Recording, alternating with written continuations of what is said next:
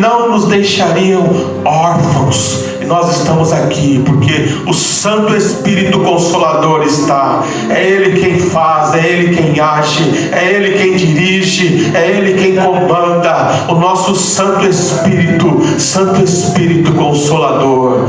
Que o Teu nome seja engrandecido, Pai, para todos sempre. Amém. Eu quero ler aqui no livro de 2 Reis, capítulo 18.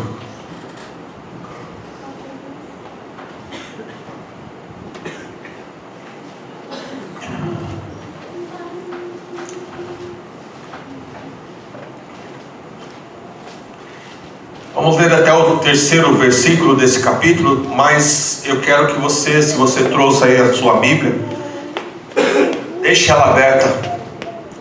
Capítulo 18 em diante, que nós vamos meditar sobre a vida do rei Ezequias hoje. E aqui diz assim: no 3º ano de Oséias, filho de Elá, rei de Israel, Ezequias, filho de Acás, foi proclamado rei de Judá. E tinha 25 anos de idade quando começou a reinar, e governou 29 anos em Jerusalém. Sua mãe se chamava Abiá e era filha de Zacarias. Ezequias agiu de modo aprovado diante de Yahvé, tal como havia precedido Davi, seu predecessor. A igreja pode se assentar. Mais uma vez eu quero te convidar a curvar a sua cabeça e orar, falar com Deus. Senhor, nós estamos aqui, Pai, sedentos pela Tua palavra. Estamos aqui, Senhor, diante do Teu altar, diante de Ti, diante da Tua grandeza. Mais uma vez, Senhor, queremos pedir que o Teu Santo Espírito venha agir, venha transformar, venha fazer o que precisa ser feito, Pai. Nós sabemos que hoje é o dia que o Senhor fez. Hoje é o dia que o Senhor nos dá, é o presente que o Senhor nos dá. Independentemente de como foi, independentemente do que esteja acontecendo, de como está a temperatura, de como das coisas que aconteceram, hoje é presente, hoje é o dia que o Senhor nos deu.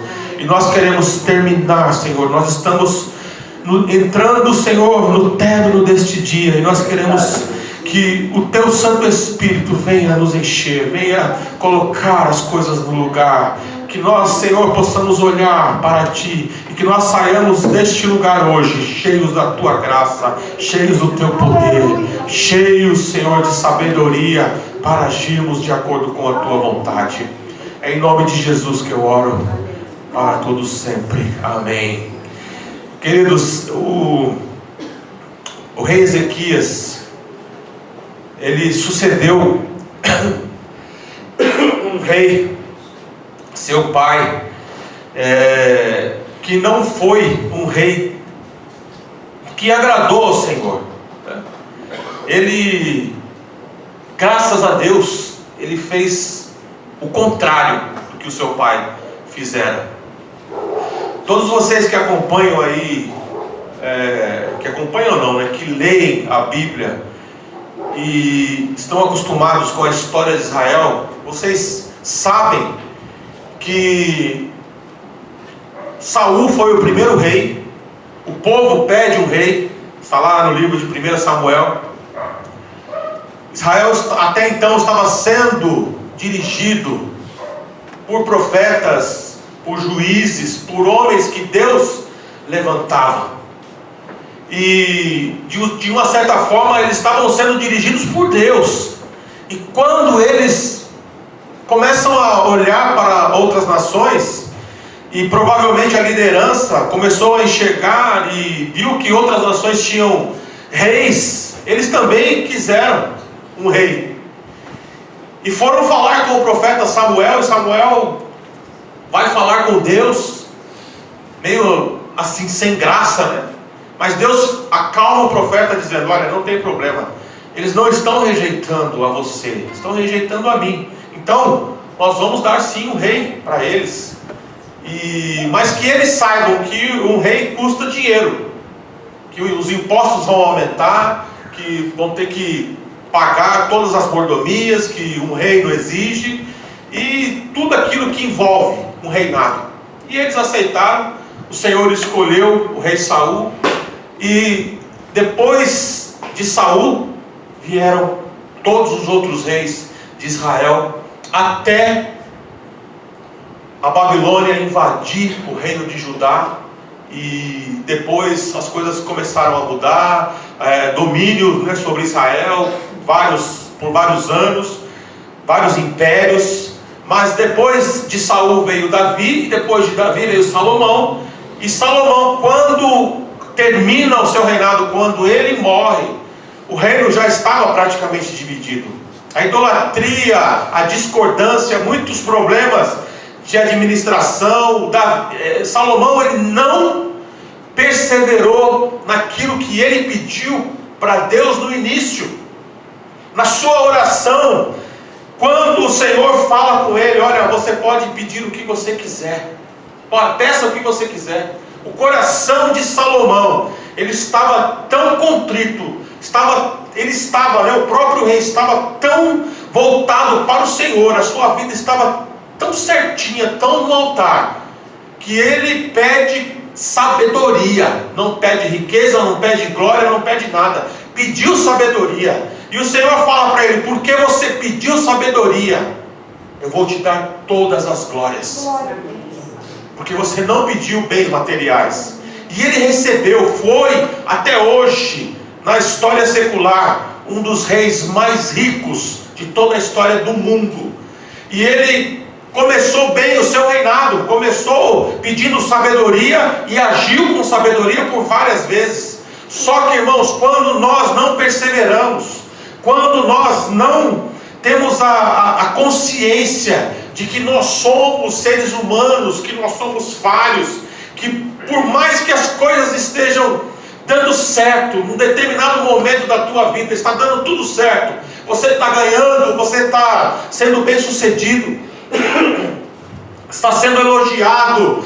Estou colocando aqui, contextualizando para os nossos dias. E imagine você, ou imagine qualquer outra pessoa, quando a pessoa está nessa situação, é a hora em que ela precisa mais vigiar, porque algumas pessoas associam o sucesso com bênção de Deus.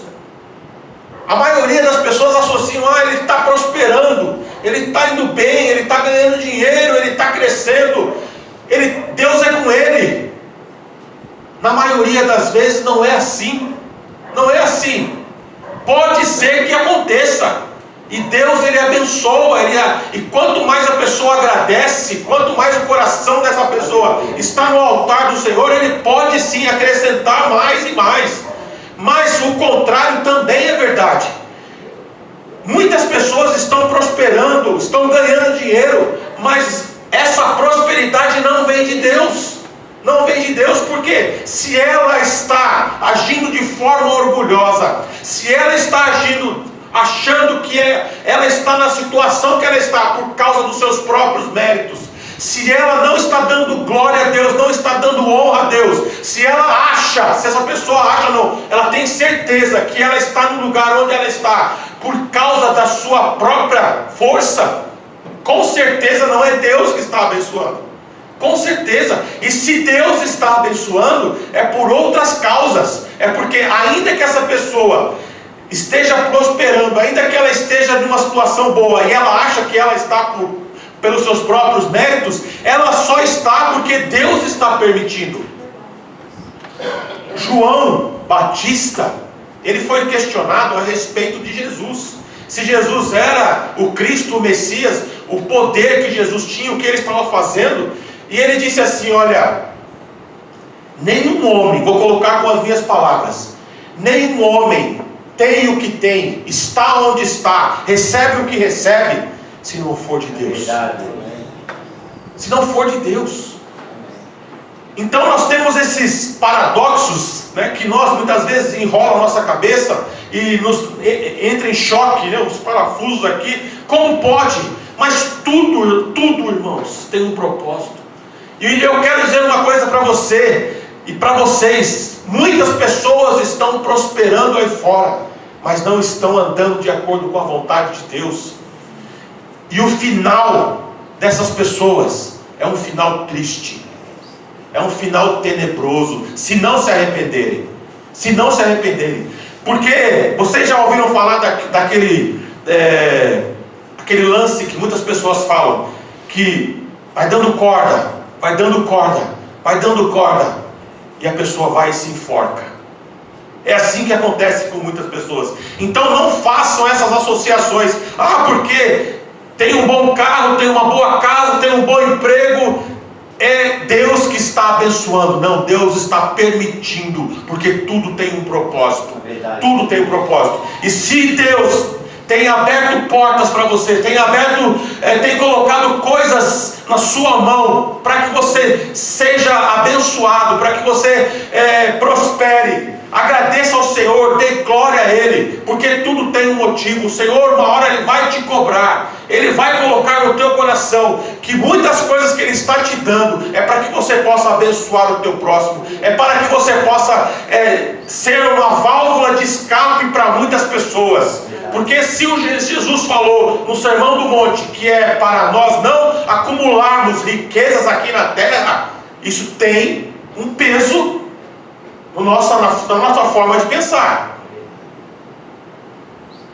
O próprio Bill Gates, um dos homens mais ricos do mundo, eu li que ele não vai deixar nada para os seus filhos. Não vai deixar nada. E hoje, o que ele distribui de dinheiro para... Ninguém quase sabe disso, eu acho. Para organizações, para caridade, o que ele dá de dinheiro é uma quantidade muito alta. Porque ele entendeu o que a Bíblia diz. Ele entendeu a complexidade da mensagem de Deus nesse sentido. E Salomão começou bem, cheio de glória, mas terminou mal. Terminou mal. O reino estava dividido, a idolatria invadiu toda a terra de Israel. O reino foi dividido em 2 reinos. No princípio era uma terra só, 2 reinos divididos, os irmãos separados, as 12 tribos de Israel separadas. Não era essa a vontade de Deus. Discórdia, idolatria e tudo mais que afasta o homem de Deus. Mas eu quero em específico falar hoje sobre esse rei, o rei Ezequias, que vem de uma sucessão de reis no sul, em Judá, porque Israel já estava quase para ser destruído. Um pouco mais de tempo aqui, Israel já iria ser destruído pelos próprios assírios, e Judá ainda iria permanecer por mais alguns anos. Mas Ezequias, irmãos, ele foi um homem fora do contexto dos outros reis que o antecederam. O contexto aqui, desse texto em que tem no capítulo 18, depois se você tiver curiosidade, leia na tua casa, capítulo 20 de 2 Reis, a história do rei Ezequias é maravilhosa. Ele, como nós lemos aqui, assume o reino de Israel com 25 anos, sem experiência. Sem experiência. Quem tem 25 anos hoje não vem dizer, os tempos são outros, não tem experiência, não tem experiência.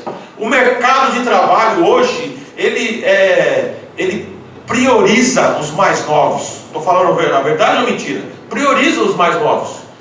Os mais velhos estão ficando de lado. Mas é um erro, ao meu ver, porque a experiência é que conta. Na hora de você tomar uma decisão, na hora de... as coisas acontecem, e quem tem mais experiência, pela lógica, não é uma regra, mas ele é mais sábio. Não é uma regra. Existem velhos que são tolos, mas na maioria das vezes são sábios, não é verdade? Eles têm firmeza nas decisões, já viveram situações, eles podem contribuir. E ele assume um reinado com 25 anos, sem experiência. Mas uma coisa que eu vejo em Ezequias, ele foi um homem humilde. Foi um homem humilde. Porque ele olhou para a história do seu povo e viu que estava tudo errado. Viu que estava tudo errado. E pensou, o que eu vou fazer? A história de Ezequias você vai ler também em 2 Crônicas, do capítulo 29 a 32, com mais detalhes em relação a algumas coisas. Uma das primeiras coisas que ele fez, reformou a religião de Israel, de Judá. Reformou. Ele viu que o problema estava no afastamento do povo de Deus. No afastamento do povo de Deus. São coisas óbvias, irmãos, que os governantes, que os reis, que os presidentes não enxergam, eles não veem isso. Coisas óbvias, porque a palavra do Senhor diz que feliz é a nação cujo Deus é o Senhor. Lá no início dos Estados Unidos da América, em todas as sessões, reuniões, em tudo aquilo que o Congresso iria fazer, primeiro eles oravam a Deus, primeiro eles faziam uma oração. E esse último presidente que é criticado pela esquerda do mundo todo, Donald Trump, criticado, massacrado, eu não vou aqui dizer que ele está totalmente certo nas suas ações, não estou colocando isso em questão, mas eu vi um vídeo em que ele, antes de começar uma reunião com seus ministros, ele chama um dos seus ministros e diz: faça uma oração, para que o Senhor venha nos dirigir nas nossas decisões, porque feliz é a nação cujo Deus é o Senhor. Ezequias percebeu isso, e uma das primeiras coisas que ele fez foi mudar esse conceito que eles estavam vivendo, um conceito de idolatria. Acabou, ou pelo menos quase acabou, porque sempre fica um pouquinho escondido, um pouquinho de idolatria escondida em qualquer lugar, nos corações. Vocês se lembram da esposa de Jacó, que escondeu os ídolos do seu pai, quando estava caminhando, indo morar com Jacó em uma outra terra, e ela pega os ídolos do seu pai e coloca debaixo do camelo e sai. Não deixou para trás a vida que ela levava, não conseguiu deixar, olhando para trás, olhando para o passado. Quantas pessoas estão assim? Quantas pessoas estão presas no passado, estão presas nos erros que cometeram no passado, estão presas numa religiosidade morta que ficou no passado, nas ideias do passado, no velho homem. Se nós somos novas criaturas, as coisas velhas já passaram, como diz a Bíblia. Ezequias olhou para o passado do seu povo e não quis mais ficar lá. Não fique no passado. O passado ele tem que servir de aprendizado. Ele não pode prender você. Nós não podemos ficar presos no passado.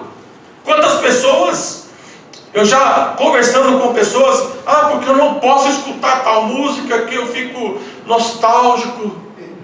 Eu lembro da minha namorada lá do 5º ano, como eu era feliz.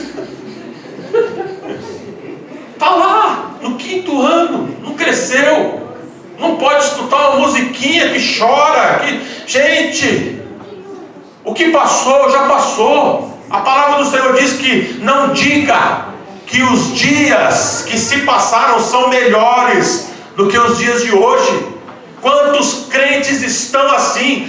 Porque o culto na igreja de 1950 e já não passou.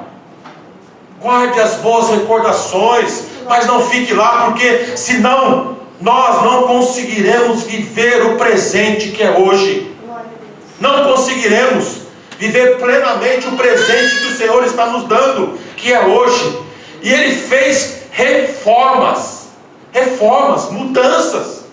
Transformou aquele lugar novamente. Ele restaurou as portas do templo de Salomão, que já estavam caídas. Restaurou muitas coisas dentro do templo, porque ali era um lugar de culto, ali era um lugar de celebração. E ele teve essa preocupação de reformar, de mudar, de mostrar ao povo que um avivamento ele só pode acontecer se nós estivermos juntos, se uma nação estiver junta, se uma igreja estiver junta. Só pode acontecer um avivamento baseado na palavra. Ele traz de volta a Torá, ele chama os sacerdotes, ele chama os levitas, e eles restauram o culto a Deus que estava morto. Restauram o culto. É isso que nós temos que fazer todos os dias. Restaurar o culto, restaurar o altar, tomar conta do altar, não deixar a casa de Deus vazia. Não podemos deixar a casa de Deus vazia. Quantas pessoas têm oportunidade, mas estão como os próprios israelitas no tempo de Ageu, em suas próprias casas, cuidando das suas próprias casas. E o Senhor está falando: e a minha casa está vazia. É por isso que quando vocês recebem o salário, recebem como num saco furado, porque não estão cuidando das minhas coisas. Quantas vezes, irmãos, as pessoas pensam: mas eu vou fazer o quê? Vou fazer o que lá? Vou cantar, vou escutar a palavra. E aí, quantas pessoas pensam assim? Mas a palavra de Deus sempre nos mostra a importância do culto. É verdade. A importância do culto. O próprio Senhor Jesus, ele estava, quando teve oportunidades, ele estava no templo adorando. Quando ele tinha oportunidade, ele estava nas praças pregando. E quando ele tinha oportunidade, ele estava nas sinagogas, que é a igreja dos judeus, pregando a palavra de Deus. Em uma das suas pregações ele leu Isaías 61, o Espírito do Senhor está sobre mim. Jesus pregava, ele gostava de reunião como essa aqui, gostava de reuniões como essa que nós estamos fazendo agora. E Ezequias, ele se tocou que o que estava acontecendo com o seu povo, a idolatria, tudo que estava dando errado, era por quê? Porque as pessoas estavam afastadas de Deus, não queriam saber de Deus. E ele promoveu reformas, mudanças, lutou contra a idolatria. Vocês acreditam que até aquela serpente que Moisés levantou no deserto, aquela serpente de bronze, estava lá em Judá ainda? Aquilo ali se tornou uma idolatria para aquele povo. Aquele objeto, deram até um nome para aquela cobra, deram até um nome. Eu anotei aqui o nome da cobra: Neustã. Aquela serpente que Moisés levantou no deserto se tornou objeto de idolatria. Os homens têm uma tendência a adorar. Os homens têm uma tendência a adorar. Fala ou não fala a verdade? Os homens, eles gostam, até aqueles que não adoram. Vou falar daqueles que não adoram a Deus, mas eles adoram alguma coisa. Adoram alguma coisa, pode prestar atenção. Os homens adoram. Vocês lembram daquela música do Cazuza? Meus heróis morreram de overdose e os meus inimigos estão no poder. Quem eram os heróis dele? Eram os ídolos. Não é assim que os jovens falam, que falavam? Os meus ídolos, homens falíveis, homens. Hitler foi adorado na Alemanha. As crianças cantavam um hino em louvor a Hitler antes de entrar para a aula. Olha a cegueira que uma nação, que uma sociedade chega quando está afastada de Deus. As crianças, assim como nós cantávamos de quarta-feira o hino nacional, lembram? Quem é dessa época aí?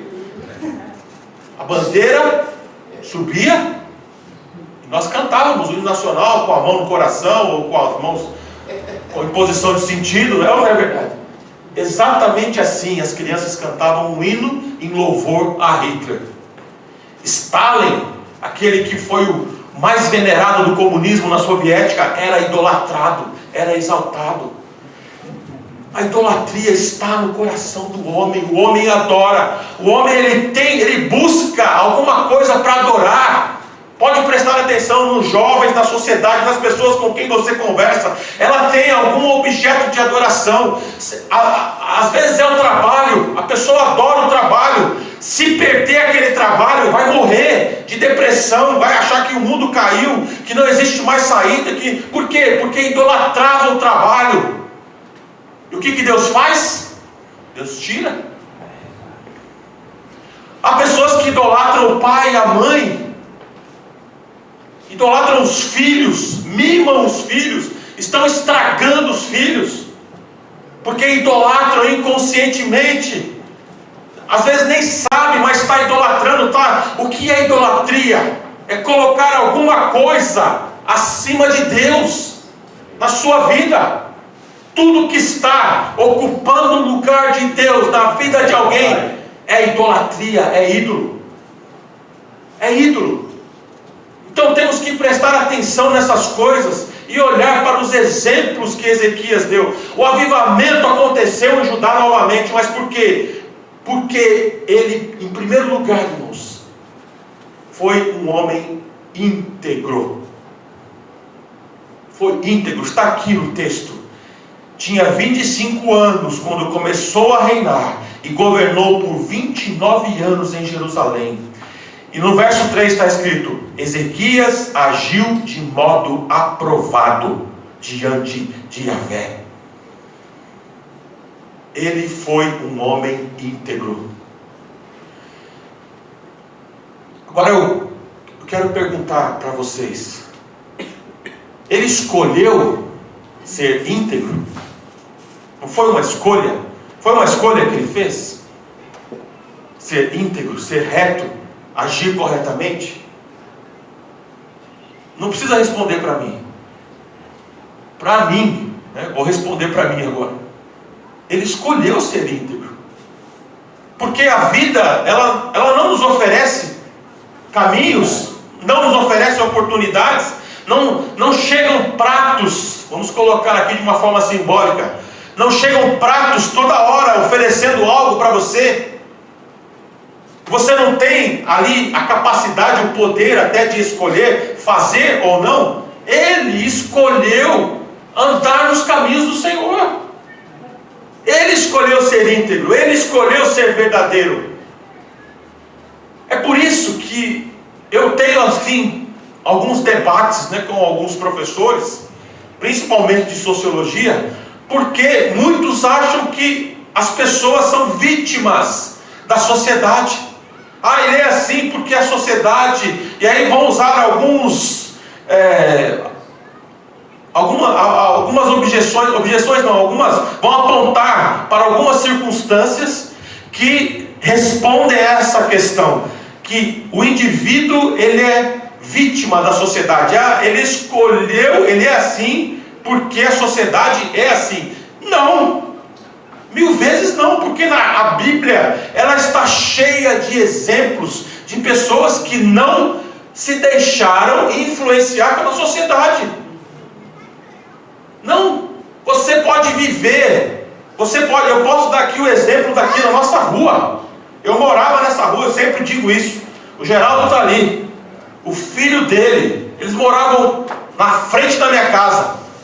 Todos ali tiveram a mesma, vamos colocar, frequentaram os mesmos lugares, as mesmas companhias, as mesmas pessoas, as mesmas influências. E dali saíram bandidos, que já morreram vários, e saíram trabalhadores. O Dedé é um deles, esse que fez aqui os bancos da igreja, os bancos que nós estamos sentados, que a igreja está sentada. Ele escolheu ser íntegro, ele escolheu trabalhar, ele escolheu levantar 5 horas da manhã e sair para trabalhar, enquanto outros estavam consumindo droga, enquanto outros estavam vagabundando, enquanto outros estavam fazendo alguma coisa que escolheram fazer. Agora depois você vê no final, onde cada um está. Ezequias, ele escolheu adorar a Deus. Aleluia. Ele escolheu reformar, ele escolheu fazer o que ele fez. E aí entram algumas situações. Aqui na Bíblia só estão alguns fatos da sua vida, e esse aqui talvez seja o fato principal. A Síria, a potência da época, a nação mais potente da época, que dominava, que invadia, que fazia tudo e tomava o poder, tomava a terra, também quis invadir Judá. E aí aconteceram coisas assim, irmãos, que nos deixam felizes, né? Eu quando leio, eu quando estou preparando uma mensagem, eu choro só de ler aquilo que Deus faz. O rei Senaqueribe manda cobrar de Ezequias um valor de ouro, em ouro e prata.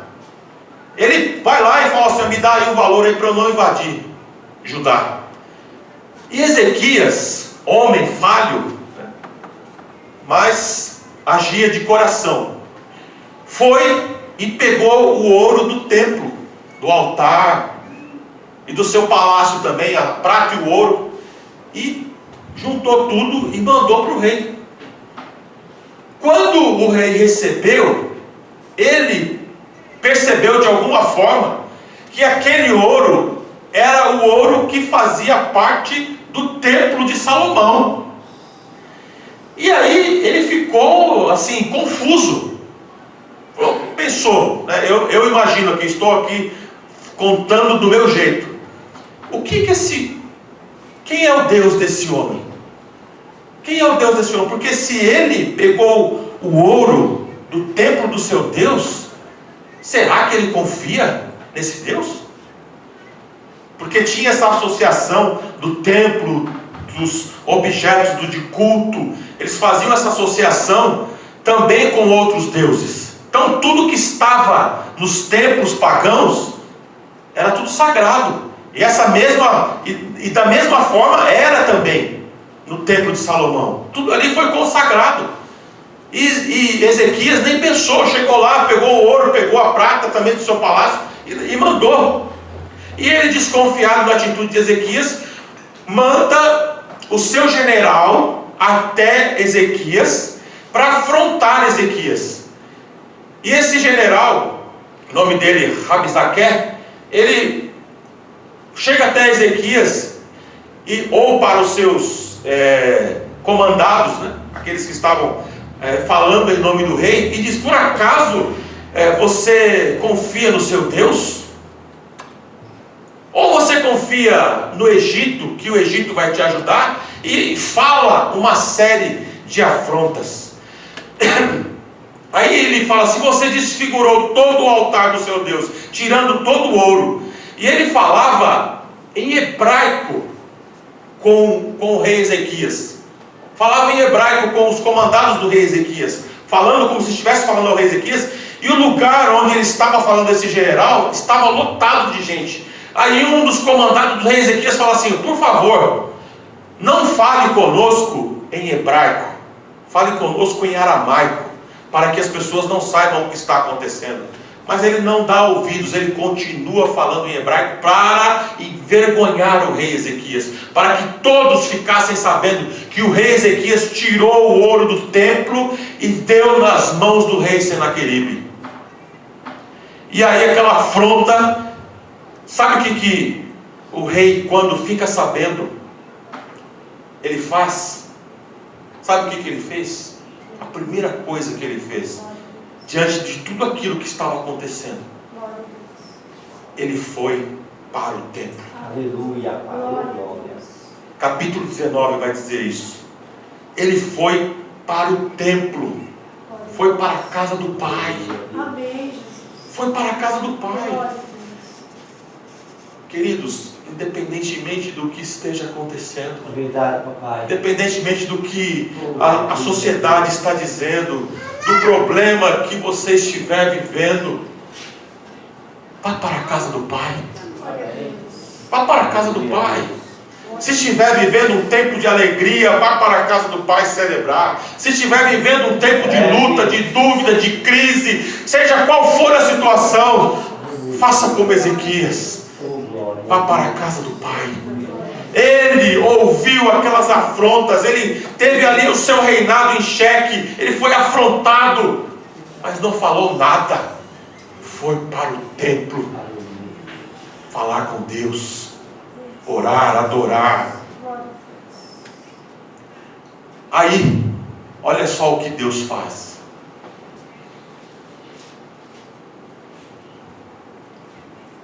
Deus, Ele está vendo tudo. Verdade, Deus.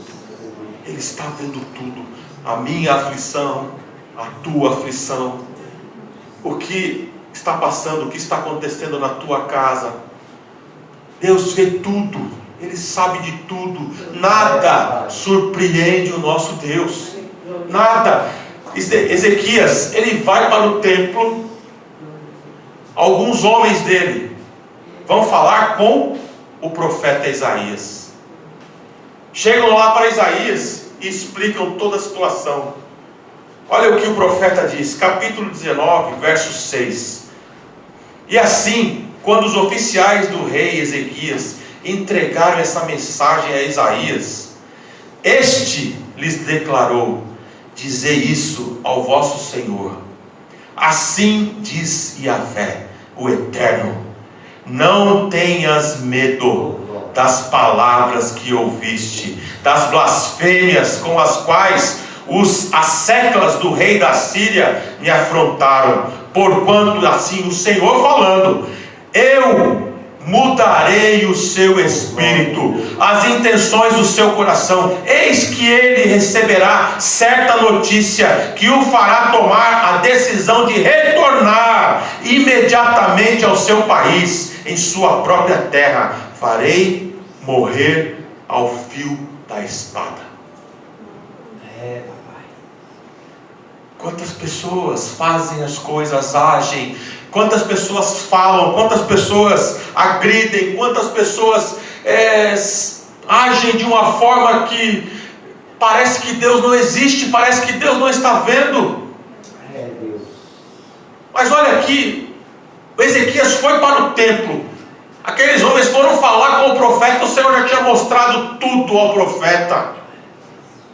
O Senhor já tinha mostrado tudo, nada fica encoberto aos olhos de Deus. Não adianta, o homem pode fazer planos, o homem pode fazer o que quiser, mas olha o que o Senhor fala através do profeta Isaías: eu mudarei o seu espírito. É Deus dizendo, Ele vai mudar as intenções. Se você está esperando no Senhor, se você corre para a casa do Pai, do teu Deus, e ora, e fala com Ele, e coloca.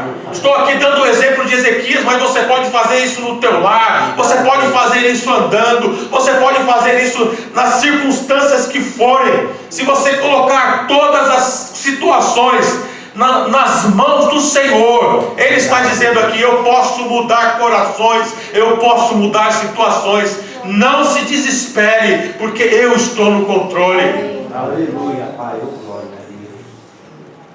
E nesse meio tempo, irmãos, Ezequias recebe mais afrontas. Mais afrontas. Vocês já repararam que quando vocês estão buscando, quando vocês têm sede de ouvir a palavra, quando vocês têm sede de orar, de clamar, mais afrontas acontecem? Já repararam?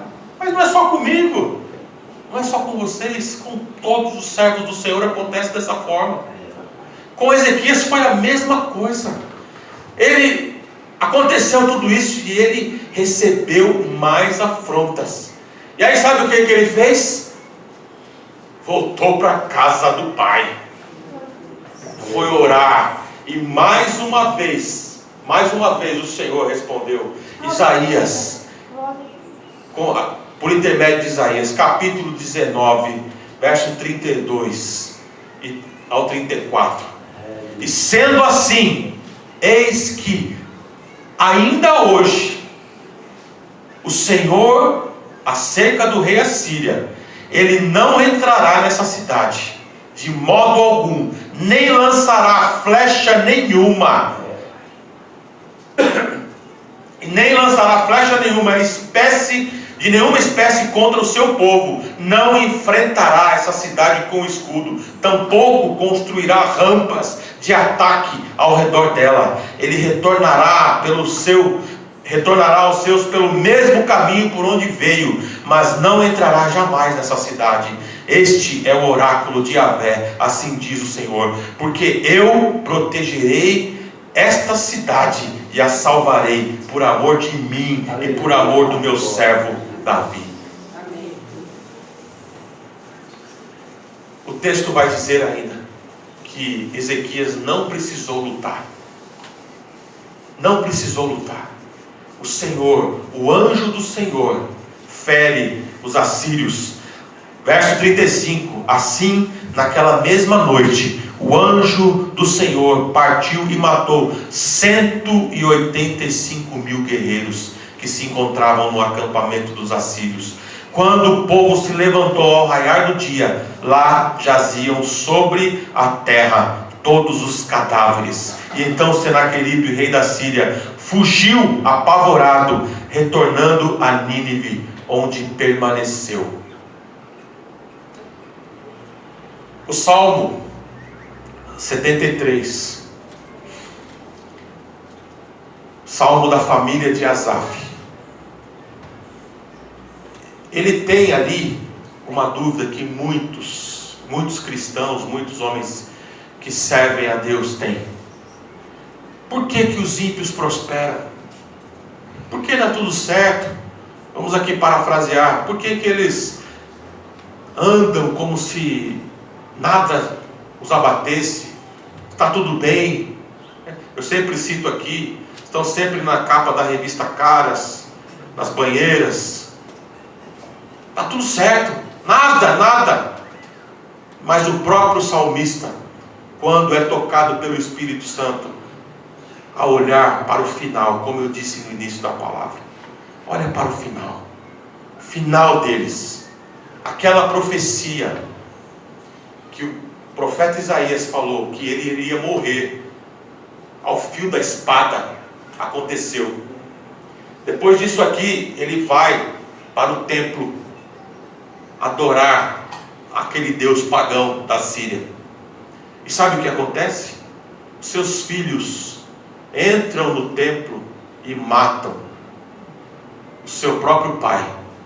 Esse rei orgulhoso, dono de si, um deus praticamente para os assírios, morreu dentro do templo pagão, morto pelos seus próprios filhos. Olha para o fim deles. E sabe como Ezequias morreu? Tranquilo, em paz com Deus. Porque reformou, porque entendeu, porque promoveu reconciliação, avivamento, agiu como um homem íntegro. Esse foi o final de Ezequias, e esse foi o final do rei Senaqueribe. Amém? Amém. Que as palmas louvem ao Senhor.